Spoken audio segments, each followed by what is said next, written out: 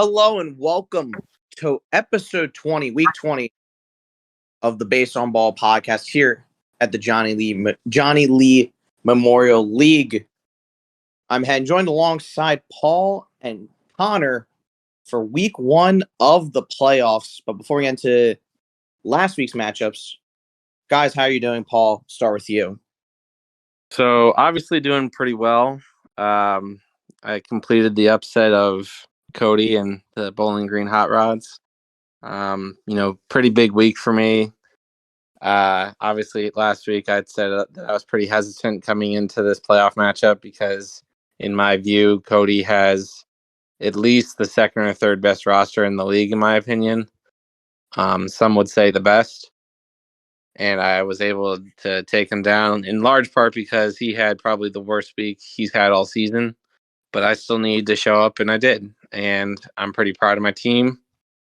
After week 4, after I announced my retool, I definitely never thought I'd be in the semifinals of the playoffs. So it's a great week. It's a great week in Norfolk. And we'll see, obviously, where it takes me from here. But the other two matchups also pretty good. One was a little lopsided, and then one was still close as of Sunday morning. So it was a good week in the playoffs, and we'll see how these semifinals go. And Connor, how are you doing? Good. It's kind of weird. I still set my lineups even though I've been eliminated for the last week and a half from actually racking up points. But seeing these playoff matchups has continued my baseball passion. 2 out of 3 very close ones. And then I think there's still a lot to talk about for the third. So doing pretty good. And just like the holiday coming up, there are a lot of fireworks to talk about for this league. Yeah, and I mean, obviously, I'm pretty, stoked about my playoff victory. I know certain individual had been pushing, saying that I was going to have the same amount of playoff wins as him this year. I broke that curse at least. Obviously, I'm looking for a championship, but at least getting that monkey off my back, getting that first playoff victory, and yeah, I just obviously good all around here in Clearwater, and I'm doing good in general. But we'll start with the first matchup. Paul, as you alluded to, the 7-seeded Norfolk Tide took down the Bowling Green Hot Rods. Very shocked by this final score. Paul ended up taking the victory 636 to 580. Paul, will obviously start with you. Just give us some of your thoughts on this matchup. So like I said, this matchup, I definitely didn't think I had a chance. But if you look into the numbers, you'll see kind of exactly why I won. Starting with catching, obviously, well-known storyline, Adley Rutschman at the deadline moved from me to Cody. He scored 29 this week, and then you add in Shea Langoliers, who played in one game and hit a home run. And that was Monday, I believe, first day of the matchup. So from the start, I was pretty unsure about this. But then you kind of start going down the line, and you only get 10 points from Pete Alonso, only 13 from Jazz Chisholm. Christopher Morel plays one game and strikes out. Gunnar Henderson, 35, which is decent, but lower than what he's done. Spencer Steer had 42 and Bellinger had 49, but those are his top 2 performances from his bats. Just 300 points total from his bats all week. I'm not going to go back and look at every week, but I got to think that that's probably Cody's lowest performance in terms of bats all season. And it just happens to come in week 1 of the playoffs, which is tough. I know if I'm Cody, I'm pulling my hair out too. I don't know what to tell him. Besides, this team actually is really good. I know what he said in the last 24 hours on the main chat about blowing his team up, reconfiguring how he plays the game. I mean, I'd probably be saying the same things too if I were sitting in his seat. He hasn't won, a playoff matchup in this league, I don't think, since its inception. And this is the 3rd or 4th year that this league has existed, and every year the 7th seed has beaten the 2 seed, which is just a really wild stat. I was on the other side of it last year. I was the 2 seed last year, and I got upset in the first round. So I know exactly how Cody's feeling, how he's sitting. I'd be the same way. But to talk about my team real quick, um, Isaac Paredes 53, Ian had 58, but it was Alex Verdugo was the big one this week for me at 73. And then I think he had 3 games in a row, Friday, Saturday, Sunday, where he was batting leadoff and in the first inning hit a leadoff home run. Obviously, that's going to do wonders. But the biggest impact, at least for my bats this week, was Zach Geloff. Last Sunday, the last day of the regular season, I made a move where I had Jordan Westberg, who was sitting at 129 at bats, and so I literally that was the last day because he was in the lineup Sunday. The last day I could send him down, so I did because I felt like he wasn't getting enough playing time for the Orioles. And I knew going into this matchup, into these playoffs, that I had to have my team at 100%, at least the best I could do. And so I sent him down and I called up Geloff, and Geloff scores 39 points for me this week. And I looked, and I think Westberg had 20 this week, so that's 19 points. It wasn't the difference in the matchup, but certainly went a long way towards getting me this victory. And then pitching wise, it was a rough start. I had Tukey Toussaint and Drew Smiley combined for negative 25. That's usually a death sentence when you're playing a top team like Cody, but he also had some negative performances this week. Drew Rom, Logan Webb, shocking Logan Webb. I real quick, briefly looking, he's had, I think, 1 or 2 other starts this whole year that went negative. So again, it's just horrible luck. And then obviously negative 11 out of Camilo Doval, who I know Cody paid a pretty hefty price for. But yeah, it is what it is, kind of. I 220 out of my arms isn't going to be able to be sustainable in these playoffs.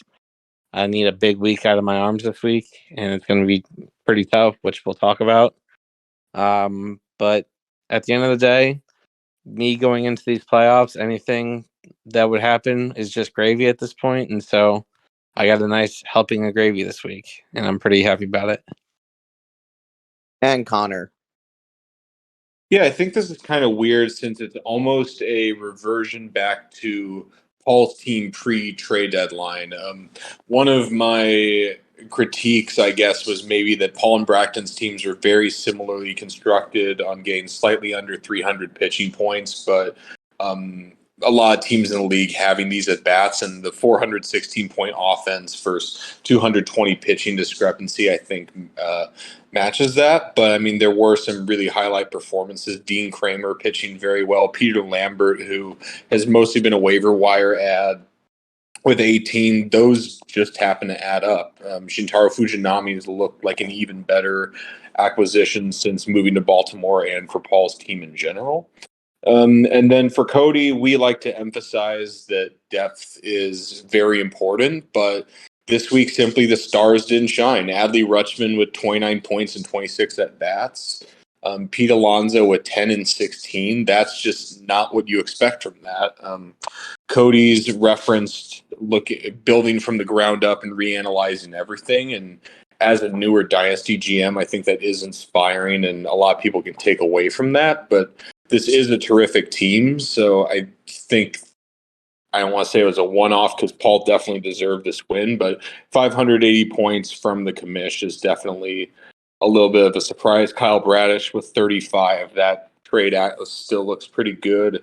Glass now with 35. It's been awesome that he's been healthy for a few months during the year, and then just some other smart acquisitions emphasizing the point that even in the playoffs, if you're considered a top seed, you need to manage to your best.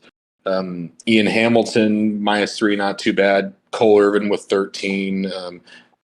Drew Rom obviously had a bad one, but Bryce Wilson had 23. That's kind of a surprise. So, yeah, interesting matchup overall, but got to congratulate Paul for the terrific win and continuing the wildest stat ever of upsets from the 2-7 matchup. Yeah, I mean, you kind of have to feel bad for Cody. I think, I remember Braxton was also telling me this, that, it just seems like he's been snake bitten the lot. You mentioned as well, Paul, where, Cody has yet to win a playoff game. And, by my accounts, obviously this is my first year in. He's always had a top team. He was undefeated last year. He was the second seed this year.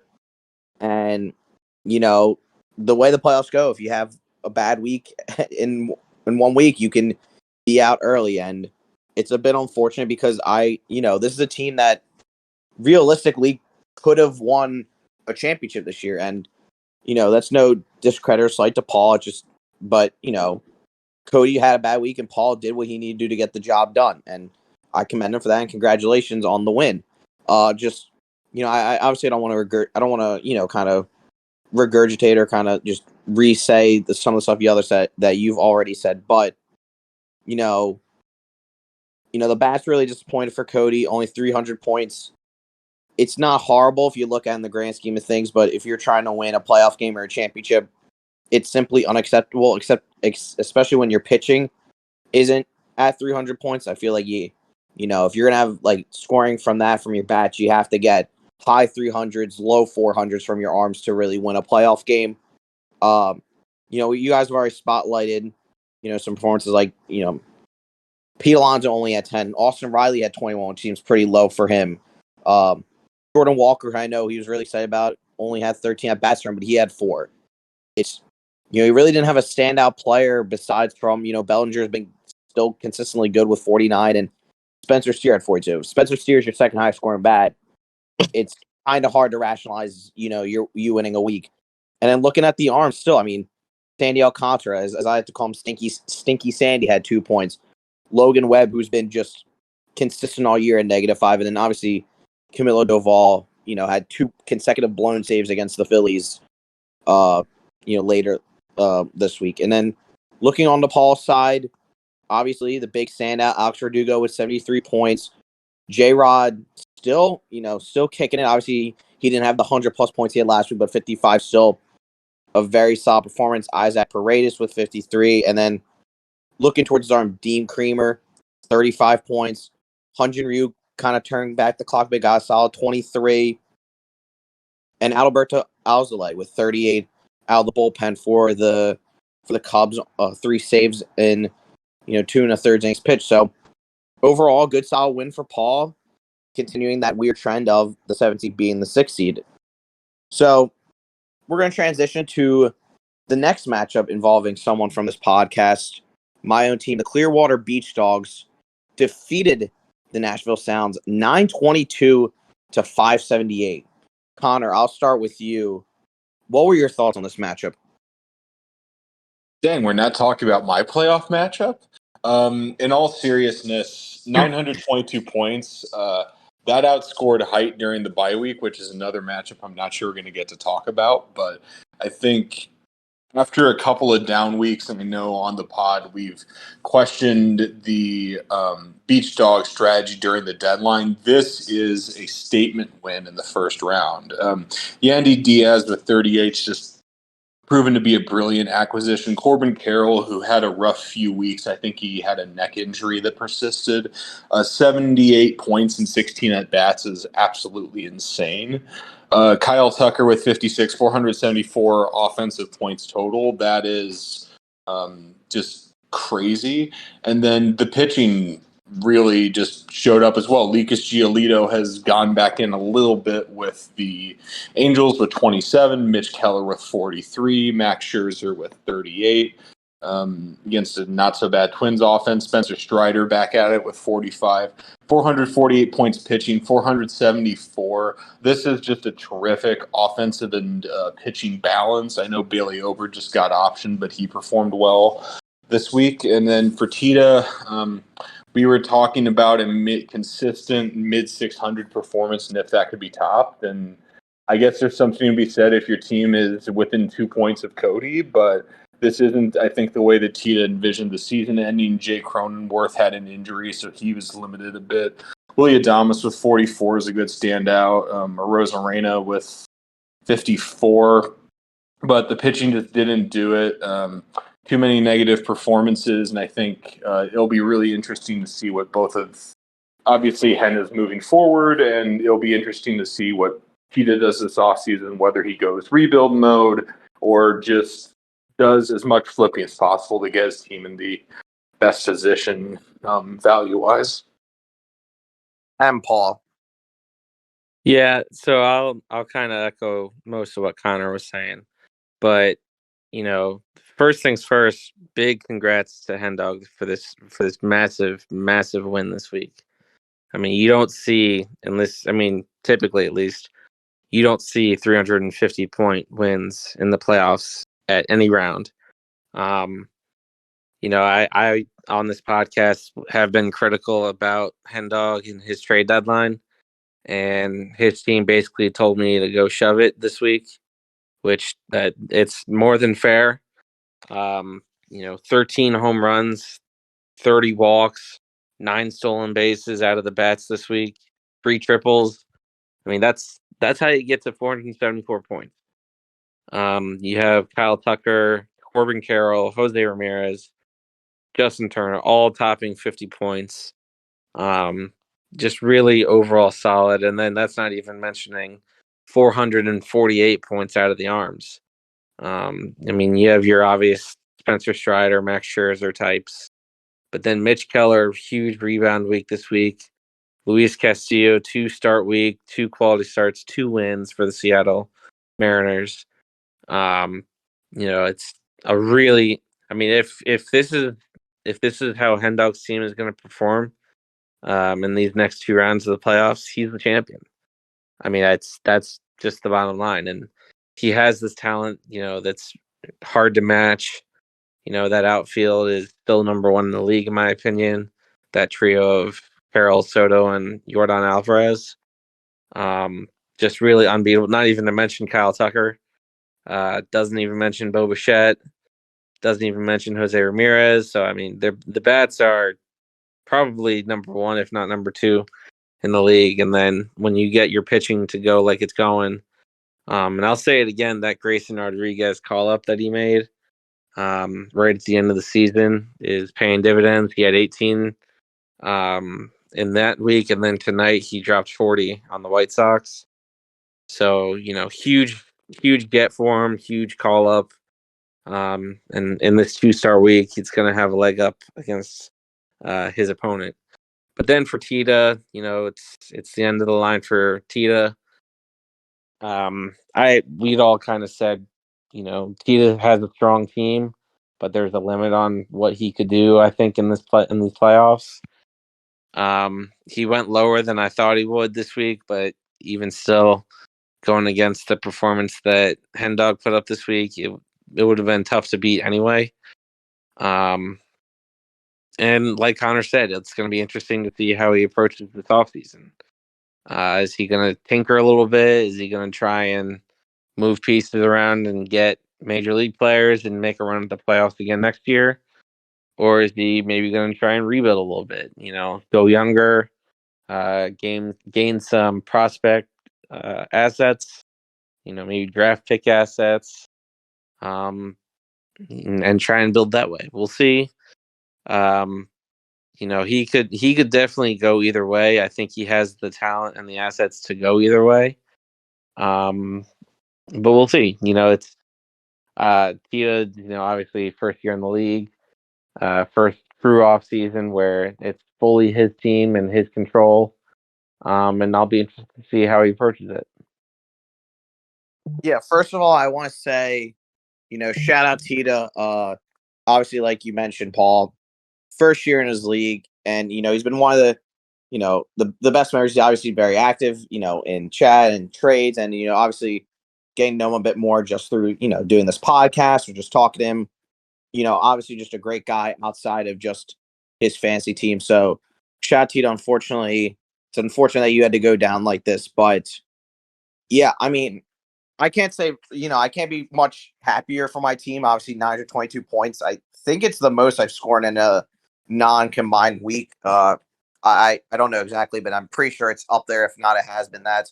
But the big thing was, so this matchup was kind of close heading into Thursday, and then the Friday, Saturday, and Sunday my team put on was ridiculous. I did the math. In 3 days, my team scored 568 points alone, just in the last 3 days. And I mean, that almost outscored Tita's team the whole week. Which, yeah, it's pretty wild to think about. Spotlighting a couple of players. Obviously, Kyle Tucker still getting it done at, just 56, reliable. Corbin Cowell had a huge bounce back week. He had been struggling, kind of coinciding with the Diamondback struggles, but 78 points this week, batting 500 across the week with, a homer and some walks. Jose Ramirez, still just amazing, 71. Justin Turner, who was a deadline acquisition, got 54 against his old team in Tita, so that was pretty nice. And yeah, looking towards the pitching, another thing was, you really couldn't ask more out of the pitching. I basically got a quality start from almost, a good portion of my I had 8 of my 12 starts go for quality starts. With the exception, I think, of Ober and Andrew Heaney, all of them I got into at least double digits. So really can't complain about that. Luis Castillo, 87 points in a 2-star week. Keller bounced back nice with 43. Grayson Rodriguez, Paul, like you mentioned, I obviously wanted to call him up because, I'm trying to push for a title. You gotta stack the chips. You gotta, get everyone you have on your team out there. And I thought he was ready. I wanted to see how he played out, and he's been consistent, ever since he's really been called back. So I'm glad that's paying dividends. Spencer Strider with 45, Wheeler with 48, and then all my relievers did really well. I mean, Bednar, Diaz, and Phillips all had over, 20 plus points, which is pretty good to ask for. So really can't complain. Obviously hoping to replicate that performance this week. Obviously it's going to be easier said than done, but I'm very happy with what the team has done. So now finally going to the last matchup of this week. Sorry, John Height, you and the bye are not going to get spotlighted in this episode, but we have the Tampa Tar Pawns narrowly defeating the Rocky Mountain Vibes 783 to 727. Connor, I'll start with you. Obviously, we were looking at this match the whole week. It was pretty contested on the last pod as to who was going to win. And, it came down to Sunday. So what were your thoughts on this matchup, Connor? I mean, for the last month and a half, we've discussed how Jaime's team will spit out a 550 pointer one week and then just absolutely rage back with an 800 point showing. And that's almost exactly what happened here. Bry, going into the week, for more context, I think had been a little bit down on his team, and 727 points is absolutely nothing to laugh at, even in a playoff matchup. But the Tarpons have, in my opinion, the best bats in the league, and 467 points is firing, and then 316 pitching points compared to Bryce 328 is very competitive. Bry went out the way I think a lot of people, like his calling card as a manager. If you just scroll down the number of pitchers used, it's almost double, if not totally double, to what Jaime has. So he did give the Tarpons everything he could. But for the Tarpons, 52 points from Charlie Morton, 80 in a 2-start week for Aaron Nola. Chris Sale came back with an 18-point start, I think, against Detroit. Alex Cobb with 14, Woodruff for 44. Just incredible starting pitching and kind of a mediocre reliever week. And then hitting wise, Brandon Lau actually had a little bit of a down week with 4 points, but Ketel Marte with 54, Bryce Harper with 85. The power is finally coming back, as I'm sure Hen, as a Phillies fan, is happy about. And then for Bry, I think there are just a lot of positive takeaways. The streaming was smart. Rafael Devers with 30 points seems to be a mainstay for the team going forward. Matt McLean, who just hit the injured list, had 65 points and 30 at bats. That's just terrific value. Ozuna with 97. I think he was a waiver wire addition, so that's crazy. And then the pitching was nothing to laugh at, but when you're facing down the bats that Jaime has and they're firing, it's hard to do anything. So, congrats to Bry for a great season, and congrats to Jaime for the Tarpons moving to the semifinals. And Paul. Yeah, again, echoing most of what Connor said. But the one thing I will point out, and I had said it on the pod last week, this is how Jaime is either going to win the championship or lose, and it comes down to his pitching. So 300, in my opinion, is that magic number for him. If he can be over 300 points pitching, he's he's got a very, very good chance to win. Because his bats are going to be over 400, probably between 4 and 450. If he can get 300 points out of his pitching, that's over 700 points. And if you're over 700 points, you have a chance to win. I don't care who you're playing. I don't care if it's John Height, if it's Hendog, if it's me, whoever it is. And so this week he scored 316, and he had 11 starts. So he was there for the win. And 316, 16 points less from his score puts him at 367. That would make him 40 points better than Bry in this matchup. 40 points is very negligible. Obviously, you only need to win by 1 to win here, but it makes it close. And so we'll see if he can get 300 again with his arms this week. If he can, I think he's got a good shot. And if he can't, he's going to struggle and he might not win.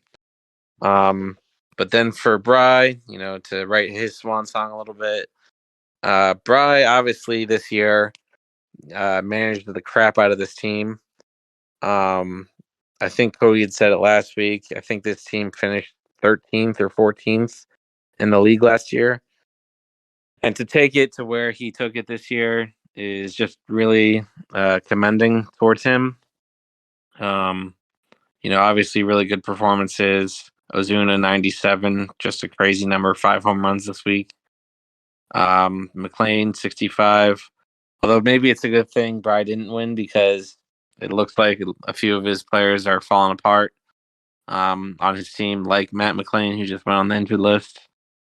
But at the end of the day, 399 from the bats. That's a very good number. It's a very competitive number. 328 from the arms, another very competitive number. And his total was 727. It's hard to put up 727 and lose. That's a tough pill to swallow. But it's the playoffs. At the same time, it's the playoffs, and Jaime's team is here for a reason, just as well as Bry's is. And two very good teams went at it, and Jaime took it by 50-ish points. And that's really all you can say about it. And Bry, I'm sure he'll be back next year. We'll see what approach he takes this offseason. I think he's going to be in it to win it again next year. I don't think he's looking at massively selling off because his team is young and it's good, and it should be competitive again next year. Yeah, I mean, shout out Bry on a very good season, and he obviously was the pioneer for the streams. I remember there was the, kind of a little bit of the controversy early in the year, but a lot of the teams, I started doing it. John Height started doing it. Even these top tier teams who had a lot of talent would, maybe not go to the extent where Bry's done, where he rolled out like 8 relievers this week, or 1, 2, 3, 4, 5, 6, 7, 8, 9, over double digits. Actually, it was more than I expected. But obviously he did to the max. But I think his, the idea of kind of always finding relievers to plug and play or get bench bats. Obviously, it's not like a Bry didn't come up and think of it, but the way he would just micromanage every single day to a T, set up a lot of these other teams, even these like top tier teams who, if they had an extra bench slot or if they had someone who had off, they were always trying to, find that pitcher who can get them 10 points or find that bat who may luck into, a couple RBIs or even a home run. So he kind of set the way for that. We'll see what happens in the offseason, but he obviously led the way with that, and a lot of other teams follow suit. But yeah, if he played any other team, well, excluding John A, who had a bye, but if he played Paul, if he played Tita, if he played Cody, he would have won. But unfortunately, he came out against Jaime and fell just short. Looking at his team, obviously, you guys mentioned Matt McLean had a great week. Marcelo Zuna, who he picked up earlier this month and was actually formerly on the Tarpons. He bounced around to a couple of teams before landing on Bry's team, but 97 points is just absolutely ridiculous. But he had some rough. Obviously when you're streaming as much as he is, you get the good with the bad. But still, his arm still outproduced Jaime's, but the bats just couldn't keep up with it. I mean, 400's an amazing number, but it wasn't 467, which was ultimately the difference in this matchup. Looking at Jaime's team, Bryce Harper, like you said, Connor, Phillies are really starting to kind of are getting back into things. Bryce Harper's doing amazing. Also, Trey Turner, who is now finding gear, finally becoming that player he was, basically his entire career. He had 46. He had 30 tonight. So I mean, he's obviously finding his groove back. Ron Acuna Jr. with 44, still a good week, but a down week for him, honestly. And then 62 from Freddie Freeman, and then looking at the arms, Charlie Morton, great week. Aaron Nola had 80 in a 2-star week. Woodruff had 44. His relievers did disappoint. Only Jordan Romano scored in double digits. He only got 1 from Kenley Jansen, 6 from Josh Hader, and this is where kind of what you guys mentioned, where the strategy Jaime's adopted, where he kind of just lets his team ride, could hurt him. If he has a reliever performance like that, and a couple of starting pitchers, don't perform as well, even with how good his bats do, he could lose a week. But he ended up winning this week. Obviously, congrats to him for advancing and moving on to the next round. But speaking of the next round, we have the Norfolk Tide taking on the Hartford Yard Goats. Obviously, we're recording this on Monday, so we've already seen the first, night basically go through. I know there's still a couple of night games going on, but we have generally a good idea of what the first night has looked like. And I don't know if it's going to sway too much of what people are going to project for predictions, but maybe they will. But right now, the Hartford Yard Goats are currently leading 139-74 as of the recording of this podcast. If you're listening to this later, obviously it'll be something different. But John holds the early lead. 60 points is not, impossible to come back on. But Paul, I'll start with you. What are your expectations for this team going into this week? Well, so it is still going on, especially the Seattle Mariners game. Julio Rodriguez has 25 points already, and I assume he'll have one more at bat. He is a triple away from the cycle. Long story short for me this week, I'm going to need at least one cycle, maybe a no-hitter, if I'm going to even just compete with John Haidt. His team's really good. He's already gotten 44 out of Blake Snell, and I'm sure he'll have another start this week. My problem this week, as I kind of alluded to earlier, is I don't have, at the moment at least, 12 starts on my roster. The only starting pitcher I have currently on my roster that will have 2 starts this week is Adam Wainwright, who before tonight's start had -6 points on the whole season. So that's kind of what I'm working with. And then you have John Haidt, who literally has starters to spare. Except I will note, obviously, the big news of this past week, Shohei Ohtani, who has a torn UCL and will not pitch for the rest of this season. And assuming he gets Tommy John surgery, he won't pitch next season either. Obviously, a big blow for the long term for Hartford and for John Haidt. But it is a blow for this week, and if he advances to next week, it will be a blow for next week as well. My Shohei Ohtani updates will end with this past week, because I don't think that he's going to be much. Now watch, he'll drop 100 on me and hit 5 home runs this week. But I think the days of Shohei Ohtani just being the animal that he is, at least for this season and next season. I'm hopeful he'll come back, get the surgery, be back better than ever as a starting pitcher and a hitter for 2025. But it's a second Tommy John surgery, and we'll see. And that brings me to another player that got injured over this past week, and that's my favorite closer, Felix Bautista, who also has a UCL injury and who also will most likely not pitch for the rest of this year. It's going to hurt his bullpen. I saw he picked up Tommy Scott, or Tanner Scott, sorry, at some point this past week. And then the news came out yesterday that he was the new Marlins closer. So the rich just keep getting richer over there in Hartford. So it will affect his bullpen. I don't know how much it will affect his bullpen. My guess is not a whole lot. But I'm predicting. Obviously, I think I already said it. John Haight's going to smoke me this week. There's not really much I can do about it. I'm going to try my best. I've tried my best this whole season. That's why I'm still in these playoffs, because I've been trying my best. I easily could have just taken the road of I'm rebuilding. Screw it. Who cares? I don't need talent. I'm just gonna ride my way to the number 3 pick in the upcoming draft. And just kind of went that way, but that's not who I am. I'm just gonna keep plugging away. I pulled off one miracle already in beating Cody. Who's to say I can't do it again? The odds are against me, but it's not going to stop me from trying. But obviously, good luck to John Haidt this week.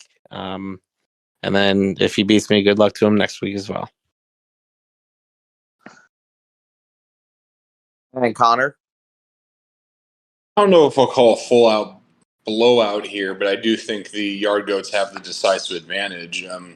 We've seen in the past that teams that have a miracle run, the 8 seed Warriors upsetting the number 1 seed, I think Mavericks a few years ago, other scenarios, and then after the miracle, the luck runs out or something happens. That is a decent allegory for Paul's team. He's absolutely gained my vote for manager of the year. I think the way that he was able to update his roster throughout the year and create a now contender into what could be a future dynasty, and at least in my opinion, is one of the top 3 mixes between present and future this league has, is impressive. But John Haight's team has averaged 800, 900 points a week. I don't think Paul's team has hit that consistently, and I mean, it's pretty off to a pretty good start. Zach Gallen might have a quality start against the Dodgers, even though that's not certain. I think there are currently more starters available for Paul, and both teams are clearly still active on the waiver wire. Matt Strom's had points today. Adam Wainwright was used for Paul. I think obviously Otani and Bautista going down to extents hurt, but I think Haidt just has enough star power to win this one. Yeah, obviously, John Haidt hasn't lost this season, and I like I said in this podcast a couple of times, it's hard. I mean, I'm not going to pick against him unless he plays me because of just how good his team is. Look, right now it's a 65-point game, easily come back from. And John Haidt's team isn't at full strength. Obviously, Mike Trout went down. Shohei Ohtani is no longer pitching. He's down Felix Bautista. So it's not as inevitable as it was even, this point last week, but it's still a very good team, still the best team from top to bottom. I assume he'll get a 2-star week out of Zach Gallen, which he will. A 2-star week out of Blake Snell, which he will, who are the 2 best pitchers in the NL. I mean, Spencer Strider, at least for fantasy value, is also in that conversation, but 2 of the 3 best pitchers in the NL are going to get 2-star weeks. And look, I mean, Paul, you had a great season, and hey, the miracle can still be done. Julio Rodriguez has 25 points uh, tonight alone. And like you said, he's a triple away from the cycle. And if he gets a cycle, this is a whole different conversation. But I I've said this before. I'm not going to pick against John Height unless he plays me. I'm still sticking to that. But it should be a fun thing. It should be a fun match to watch because last time you guys played, went down to the wire, and I wouldn't be shocked if that happens again. But I'm still gonna pick John Height. So looking towards the final matchup of this week, we have myself, the Clearwater Beach Dogs, against the Tampa Tar Ponds. As of the recording, right now the score is 189 to 149. Hot, I think my team is done for the day. Actually, I have Max Muncy still going and Corbin Carroll, but Jaime has Bobby Miller in his starting rotation with Freddie Freeman, Will Smith, and Ketel Marte as bats. So the league could grow a bit, although Bobby Miller's not in line for quality start because he gave up 4 earned runs, but he could get the win. Regardless, or Connor, I'll start with you. What are your thoughts and your predictions for this matchup?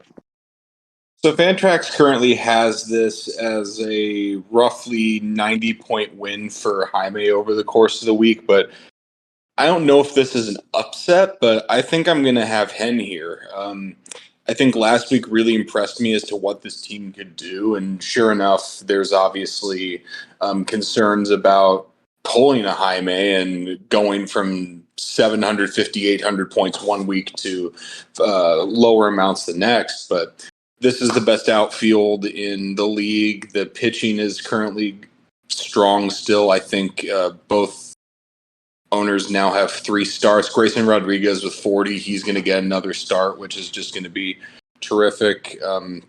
With Jaime, I think there are just too many pitching inconsistencies, so I don't know if the totals for back-to-back weeks is going to be there. And obviously, the bats are going to be what decides this, but everyone in the league has bats. Not everyone has the arms, and I don't know. I still think Hen's got this, just given the pitching depth and the makeup of the overall teams. Let's say 810 to 730 for the Beach Dogs. And Paul, to you. So I'll take the opposite side. I'm going to take Jaime this week, and here's why. I came into this thinking I might pick Hen, but as I had said in my breakdown with Jaime's matchup this past week, 300 is his magic number for pitching, and it appears that he's going to get to 12 starts this week, with 2 starts from Chris Sale, 2 starts from Bobby Miller, and 2 starts from Kevin Gossman. Kevin Gossman's next start is against Kansas City in Toronto.